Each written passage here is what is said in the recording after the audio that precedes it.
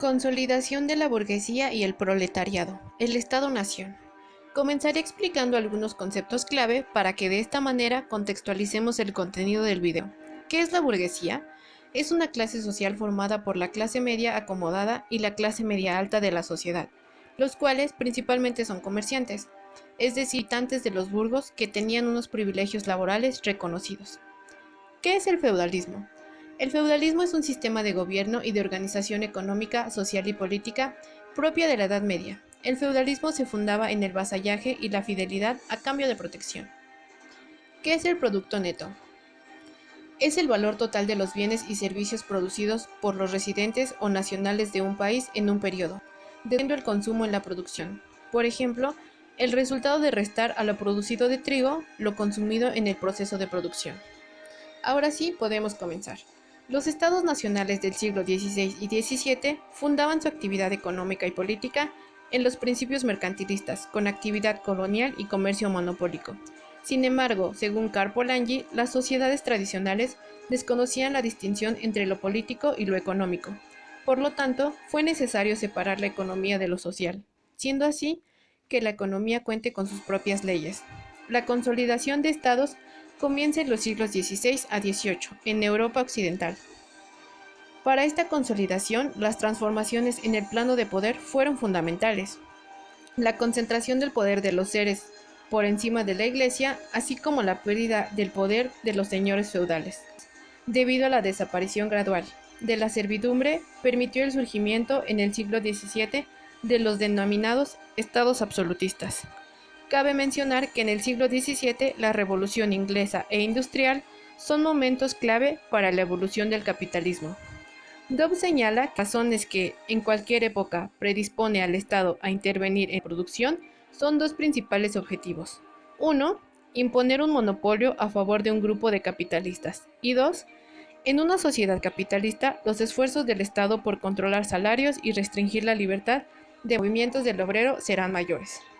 Estas ideas se relacionan con el proceso de creación del proletariado, la cual es una clase social formada por trabajadores que realizan sus actividades utilizando recursos del empresario, el cual recibe la mayor parte de los beneficios al trabajo realizado. Siguiendo con Dobb, dice que el endeudamiento del Estado permite el enriquecimiento de la burguesía, lo cual generó el surgimiento de una clase dispuesta a trabajar a cambio de un salario. La causa esencial del derrumbamiento del feudalismo fue la sobreexplotación de la fuerza de trabajo, según Dobb. Comprar bienes manufacturados resulta más barato que hacerlos uno mismo. Esta presión por comprar generó una presión por vender, es decir, el comercio fue lo que precipitó el terreno para el desarrollo del capitalismo. Los fisiócratas fueron los primeros en dividir la sociedad en clases, siguiendo un criterio estrictamente económico. Analizaban cómo se producía y cómo circulaba el producto neto entre las tres clases sociales. Primero, la clase social productiva, aquellas vinculadas a la agricultura. Segundo, la clase social propietaria, Estado, la Iglesia y los terratenientes. Y la última, la denominada clase estéril, las ligadas a actividades manufacturadas. Las innovaciones institucionales que caracterizaron la llegada de los estados absolutistas fueron el ejército profesional, la burocracia, los impuestos, el comercio y la diplomacia. Esto señala Anderson. La llegada de la modernidad implicaba comenzar a entender la realidad en términos filosóficos no teóricos o religiosos. Esta nueva actividad de los individuos frente a la naturaleza dio lugar al surgimiento de una filosofía natural, que fue el preludio de los cambios técnicos, políticos, sociales, característicos de la modernidad. Los hombres, antes jerárquicamente condicionados por la voluntad divina, pasaron a ser sujetos individuales.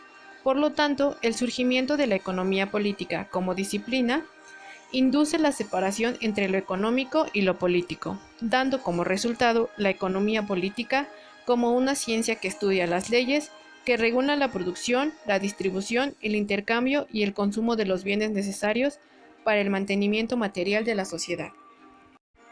Podemos concluir con la siguiente frase. Un mercado autorregulado requiere nada menos que la separación institucional de la sociedad en una esfera económica y una esfera política. lo que significa que ni bajo las condiciones tribales, feudales o mercantiles había un sistema económico separado de la sociedad.